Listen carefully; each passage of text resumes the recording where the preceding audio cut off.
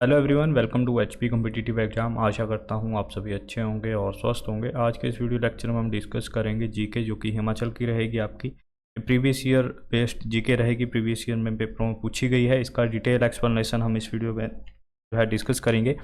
ये इस video lecture का हमारा आज का फर्स्ट लेक्चर है, ठीक है। इस सीरीज़ का जो है फर्स्ट लेक्चर है। अगर आप हिमाचल प्रदेश में किसी कॉम्पिटिटिव एग्जाम की तैयारी कर रहे हैं तो चैनल को सब्सक्राइब जरूर कर लीजिएगा, क्योंकि इस चैनल पे जॉब से रिलेटेड अपडेट या फिर जितनी भी एडवर्टीजमेंट आती है, आपके जितने भी एग्जाम हैं उनसे रिलेटेड अपडेट जो है आपको मिलते रहते हैं। इनकी सब की पीडीएफ जो है आपको मिलेगी टेलीग्राम ग्रुप में। टेलीग्राम ग्रुप का लिंक डिस्क्रिप्शन में है, आप वहाँ से जो है free of cost in PDFs को एक्सेस कर सकते हैं। देखिए, अब फर्स्ट क्वेश्चन हमारा क्या कह रहा है, हिमाचल प्रदेश की खम्पा जनजाति के बारे में निम्न क्या सही है। यहाँ पे 4 ऑप्शन दे रखे हैं, आपको राइट जो ऑप्शन है उसके बारे में यहाँ पे डिस्कस करना है। फर्स्ट ऑप्शन दे रखा है खेती करते हैं। इनकी श्रेणियों में एक खुन्नू खम्पा है जो कि पांगी घाटी में बस गए थे, या फिर एक इनकी अन्य श्रेणी है जिसे गर्जा खम्पा लाहौल की मूल निवासी है।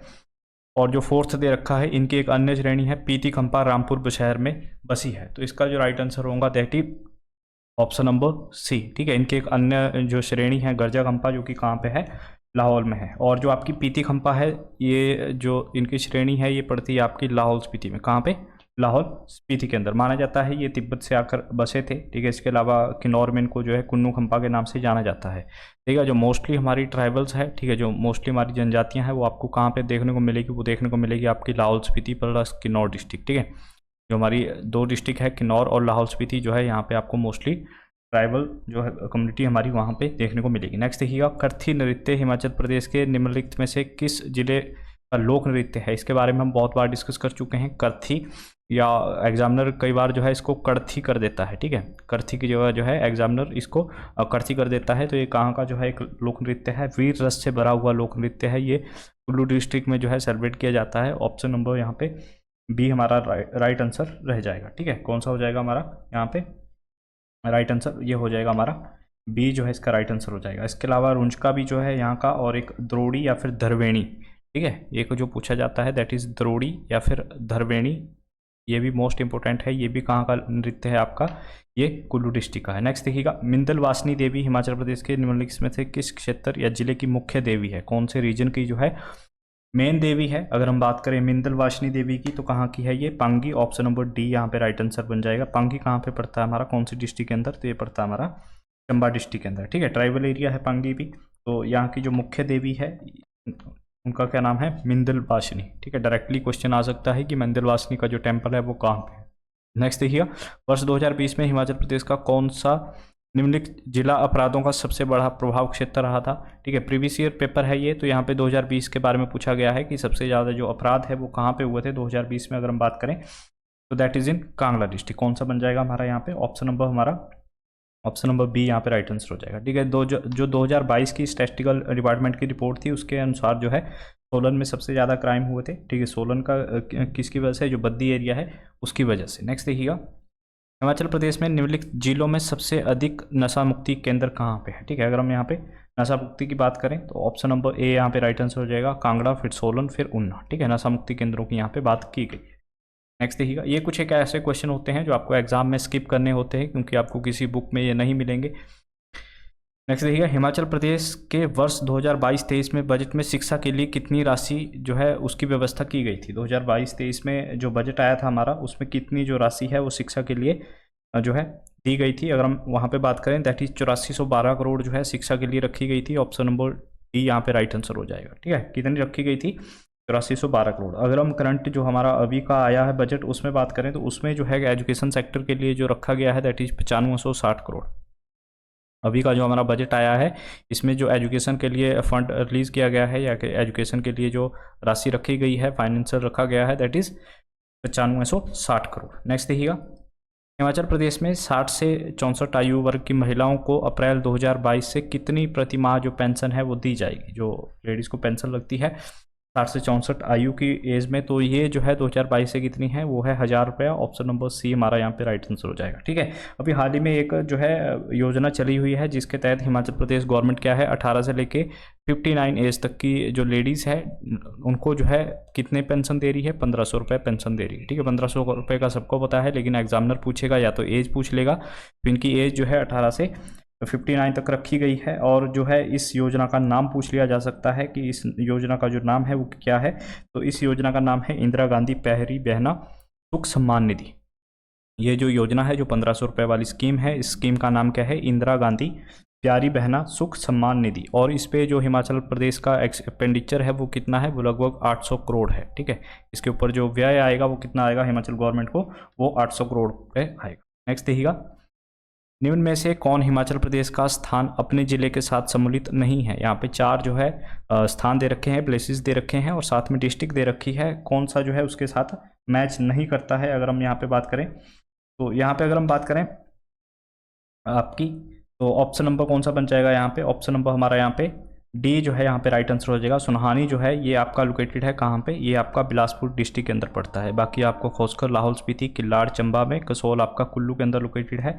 लेकिन जो आपका सुनाही है, ठीक है, सुनहानी जो गाँव है ये पड़ता है बिलासपुर डिस्ट्रिक्ट के अंदर। ऑप्शन नंबर डी इसका राइट आंसर बन जाएगा। नेक्स्ट देखिएगा, प्रसिद्ध चित्रकार अमृता शेरगिल, ठीक है, ब्रह्मचारी शीर्षक चित्रकला किस वर्ष जो है इन्होंने बनाई थी? जो ब्रह्मचारी जो इनकी एक चित्रकला थी, पेंटिंग थी, ठीक है, तो ये जो है इन्होंने कब बनाई थी? ये बनाई थी 1937 में। ऑप्शन नंबर कौन सा बन जाएगा? ऑप्शन नंबर बी हमारा यहाँ पे राइट आंसर हो जाएगा। अमृता शेरगिल का संबंध कहाँ से था? तो ये थी हंगरी बुडापेस्ट से। ठीक है, इनका जो बर्थ प्लेस था वो कहाँ था? Hungary Budapest. इसके बारे में पूछा गया था। और इनकी एक और जो फेमस पेंटिंग थी ऑयल पेंटिंग से संबंधित थे। ठीक है, पेंटिंग करते थे ये। तो इनकी एक पेंटिंग थी जो कि 1932 में बनी थी, उसका नाम था यंग गर्ल्स। ठीक है, उस पेंटिंग का नाम क्या था? यंग गर्ल्स, जिसके बारे में एग्जामिनर पूछता है हिमाचल प्रदेश के एग्जाम में। ये आपको जो है हमेशा याद रखना है। नेक्स्ट देखिएगा, दक्षिण भारत की कौन सी बड़ी नदी पश्चिम की ओर बहती है? कौन सी ऐसी नदी है जो वेस्ट की तरफ बहती है? वैसे 7 से 8 नदियां हैं, मेन रिवर्स है, जिनका फ्लो कहाँ का है?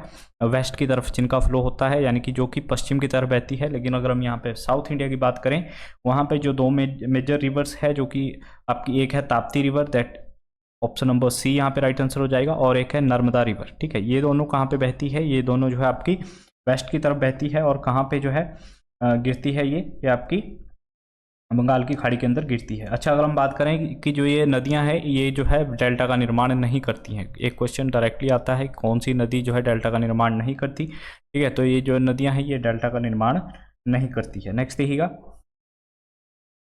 भारत में कौन से 3 राज्यों में हिंदुस्तान इंसेक्टिसाइड्स लिमिटेड के यूनिट नहीं है? एक कंपनी है HIL, ठीक है, हिंदुस्तान इंसेक्टिसाइड्स लिमिटेड, इसकी यूनिट है। ठीक है, कौन से राज्यों में है ये यूनिट? तो ये आपकी पड़ती है कहाँ पे? केरला, महाराष्ट्र और पंजाब। इसकी जो यूनिट है वो केरला में भी है, पंजाब में भी है और महाराष्ट्र के अंदर भी है। ऑप्शन नंबर ए यहाँ पे राइट आंसर बन जाएगा। ठीक है, इन क्वेश्चन में एक्सप्लेनेशन की जरूरत नहीं है क्योंकि नेक्स्ट देखिएगा, भारत की समर्थ योजना के बारे में विचार कीजिए। समर्थ जो स्कीम है भारत गवर्नमेंट की, उसके बारे में यहाँ पे 4 ऑप्शन दे रखे हैं, उसके बारे में आपको बताना है। इसे वर्ष 2020 में शुरू किया गया था, नहीं, इसे वर्ष 2021 में शुरू किया गया था, ये भी गलत है। इसने जो है वर्ष 2025 तक 3 लाख प्रमाणित तथा प्रशिक्षित मिस्त्रियों, मैकेनिक्स का जो है प्रबंध करना था, ये भी गलत है। और अगर हम बात करें यहाँ पे कि 2022 तक 5 लाख प्रशिक्षित यानी कि मैकेनिक्स का प्रबंध करना था, ये भी गलत है। इसके चारों ऑप्शन जो है यहाँ पे गलत है। सामर्थ्य जो स्कीम थी ये लॉन्च हुई थी कब? 2017 में। कब लॉन्च हुई थी ये स्कीम जो है 2017 में हुई थी। और इसका जो मेन मोटिव है वो है किससे रिलेटेड? सिलाई कढ़ाई से। ठीक है, जो सिलाई का काम किया जाता है उससे रिलेटेड है। तो इसके जो चारों ऑप्शन है वो गलत है। नेक्स्ट देखिएगा यहाँ पे, नेक्स्ट देखिएगा 75, महात्मा गांधी भारतीय राष्ट्रीय कांग्रेस के निम्न में से किस अधिवेशन में सर्वप्रथम उपस्थित हुए थे? यहाँ पे प्रेजेंटेशन की बात की जा रही है कि कौन सा ऐसा जो सम्मेलन था कांग्रेस का जिसमें वो प्रेजेंट हुए थे, उसकी अध्यक्षता के बारे में नहीं पूछा गया है। ये 2 क्वेश्चन आते हैं। एक आता है महात्मा गांधी ने कांग्रेस की अध्यक्षता, कांग्रेस का जो अधिवेशन था उसकी अध्यक्षता फर्स्ट टाइम कब की थी? ठीक है, एक ही जो कांग्रेस का अधिवेशन था उसकी अध्यक्षता इन्होंने की थी। और एक क्वेश्चन आता है कि वो कौन से अधिवेशन में प्रेजेंट रहे थे। अगर हम प्रेजेंट की यहाँ पे बात करें तो प्रेजेंट जो वो रहे थे 1901 का जो इनका कोलकाता अधिवेशन था उसमें वो प्रेसिडेंट रहे थे। कौन सा हो जाएगा यहाँ पे? ऑप्शन नंबर बी यहाँ पे राइट आंसर हो जाएगा। अच्छा, अगर आपसे पूछा जाए कि गांधी जी ने कौन से जो कांग्रेस अधिवेशन था उसकी अध्यक्षता की थी, तो 1924 का जो बेलगाम अधिवेशन था, ठीक है, कहाँ पे हुआ था? बेलगाम के अंदर हुआ था। कब? 1924 को। तो इसकी जो अध्यक्षता थी वो किसके द्वारा की गई थी? इसकी अध्यक्षता की गई थी महात्मा गांधी द्वारा। ठीक है, इसके बाद अगर हम करें 1925 की, तो यहाँ पे जो है सरोजिनी नायडू द्वारा इसकी अध्यक्षता की गई थी, जो कि अक्सर पूछा जाता है एग्जाम में। क्यों? क्योंकि सरोजिनी नायडू जो थी वो फर्स्ट इंडियन वुमेन थी जो कि अध्यक्ष बनी थी। ठीक है, फर्स्ट इंडियन वुमेन जो कि इंडियन नेशनल कांग्रेस की क्या हुई थी, अध्यक्ष बनी थी। और ये जो कहाँ पे हुआ था 1925 वाला, ये हुआ था कानपुर के अंदर। ये कहाँ पे हुआ था आपका, ये कानपुर के अंदर हुआ था। कांग्रेस का जो फर्स्ट अधिवेशन था ये हुआ था 1885 में, जब कांग्रेस की स्थापना हुई थी। ठीक है, कांग्रेस की स्थापना हुई थी। और लास्ट जो हुआ वो कब हुआ, 1947 में हुआ। कहाँ पे, ये आपका हुआ था दिल्ली के अंदर लास्ट। ठीक है, और जब देश आज़ाद हुआ था। और जो फर्स्ट थे, इसका जो फर्स्ट अध्यक्ष है वो भी पूछा जा सकता है, दैट इज WC बनर्जी। ठीक है, उमेश चंद्र बनर्जी। नेक्स्ट देखिएगा, इंडोनेशिया के भूगोल के बारे में जो है यहाँ पे क्या सही है। इंडोनेशिया के आपको यहाँ पे उसका जो भूगोल है, उसकी जो ज्योग्राफी है, इसके बारे में आपको यहाँ पे बताना है। यह डच उपनिवेश रहा है। इसमें जो टेम्परेचर है 25 से 40 है। इसका टेम्परेचर जो है 40% क्षेत्र यहाँ पे कृषि करती है। विश्व का 7वां जो है लिक्विफाइड नेचुरल गैस का उत्पादक है। तो इसका ऑप्शन नंबर ए हमारा यहाँ पे राइट आंसर हो जाएगा। ठीक है, यहाँ का जो उपनिवेश है वो किसका रहा है, डचों का रहा है। और इसका जो आज़ादी दिवस है वो अक्सर पूछा जाता है। इसका जो अब आज़ादी दिवस है वो होता है 17 अगस्त को। ठीक है, 17 अगस्त को जो है इसको आज़ादी मिली थी। और इसकी कैपिटल पूछी जाती है, इंडोनेशिया की कैपिटल कहाँ पे है, जकार्ता के अंदर। इसकी कैपिटल कहाँ पे है, जकार्ता के अंदर। इसकी कैपिटल कहाँ पे है, जकार्ता के अंदर। और यहीं पे जो है एक हमारी एसोसिएशन है, ठीक है, जिसको हम बोलते हैं आसियान। आसियान का हेडक्वार्टर कहाँ पे है, जकार्ता में। जकार्ता में इसका हेडक्वार्टर है, जो कि किसकी कैपिटल है, इंडोनेशिया की कैपिटल है। नेक्स्ट देखिए, अमेरिका के राष्ट्रपति बिल क्लिंटन के बारे में कौन सा जो है कथन सही नहीं है। ठीक है, कौन सा एक कथन जो है उनके बारे में सही नहीं है। यहाँ पे अगर हम बात करें, उसने न्यूनतम मजदूरी बढ़ाकर जो है $5.15 कर दी थी। या फिर उन्होंने दो जो ऑप्शन बी रखा है कि ऑक्सनक्स राज्य का सबसे कम आयु में बनने वाला पहला गवर्नर था। उसने 2 सदनों में अपने दूसरे टर्म में बहुमत प्राप्त किया। या फिर वह 1993 में अमेरिका का राष्ट्रपति बना। तो ऑप्शन नंबर सी इसका राइट आंसर हो जाएगा कि दोनों सदनों में जो है दूसरे टर्म में उन्होंने बहुमत प्राप्त किया। ये राइट नहीं है, यहाँ पे ऑप्शन नंबर सी इसका राइट आंसर बन जाएगा। अंतर्राष्ट्रीय Booker prize, international Booker prize में प्रथम बार किसी अन्य भाषा में लिखे गए अंग्रेजी भाषा में अनुवादित उपन्यास को पुरस्कार के लिए कब सम्मानित किया गया। तो जो ये कब से शुरू हुए हैं आपके, 2005 से शुरू हुआ है international Booker prize. International Booker prize, ठीक है, कब, 2005 से ही आपको एक और पूछा जाता है राइट टू इन्फॉर्मेशन। इंडिया में अगर हम बात करें, जो हमारा राइट टू इन्फॉर्मेशन है, RTI जो हम फाइल करते हैं, ठीक है, ये कब शुरू हुआ, तो ये भी 2005 से ही जो है इंडिया के अंदर शुरू हुआ। ठीक है, ये आपको बिल्कुल याद रखना है। और इंडिया में सबसे पहले जो है इंटरनेशनल जो बुकर प्राइज़ है वो किसको दिया गया था, हो सकता है आपके एग्जाम में पूछा जाए। इनका नाम है अरुंधति रॉय। अरुंधति रॉय को जो है फर्स्ट जो बुकर प्राइज़ है वो इंडिया में दिया गया। नेक्स्ट देखिएगा, रोजर फेडरर ने कितने ग्रैंड स्लैम अभी तक जो टाइटल है वो जीते हैं। तो इनकी बात करें तो इन्होंने अभी तक 20 ग्रैंड स्लैम जीते हैं। ऑप्शन नंबर डी यहाँ पे राइट आंसर हो जाएगा। कौन सी फील्ड से रिलेटेड है ये, टेनिस से। रोजर फेडरर किस फील्ड से जुड़े हुए हैं, टेनिस से।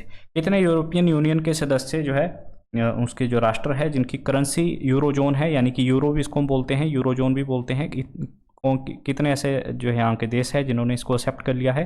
तो 27 में से 20 ऐसे यूरोपियन कंट्रीज है जिनकी जो मुद्रा है दैट इज़ यूरो। कितना हो जाएगा यहाँ पे, ऑप्शन नंबर बी हमारा यहाँ पे राइट आंसर हो जाएगा। अभी जो टैट के एग्जाम चले हुए हैं वहाँ पे करेंसी से रिलेटेड एक क्वेश्चन जरूर आ रहा है। करेंसियाँ जो आपकी है, जितनी भी देश हैं उनकी करेंसियों के बारे में अक्सर पूछा जाता है। ठीक है, ये थे इसके क्वेश्चन। ये सीरीज मैं जो है कंटिन्यू कर दूंगा इस सीरीज को। ठीक है, इसकी डेली वीडियो में आपको शाम को 4 बजे, डेली 4 बजे एक वीडियो आपको हमारे चैनल पर इसकी मिलेगी ही मिलेगी, जिसमें HP GK भी रहेगा, इंडिया GK भी रहेगा।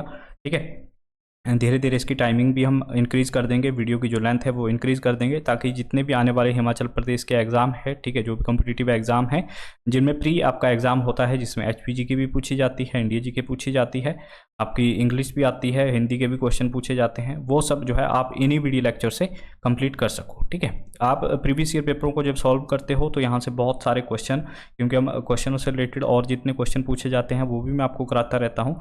तो इन पेपरों से आपको ये फ़ायदा रहता है कि आने वाले एग्जाम में वो क्वेश्चन जो है रिपीट होते हैं। आज के लिए बस इतना ही। Thank you for watching us. Have a good day.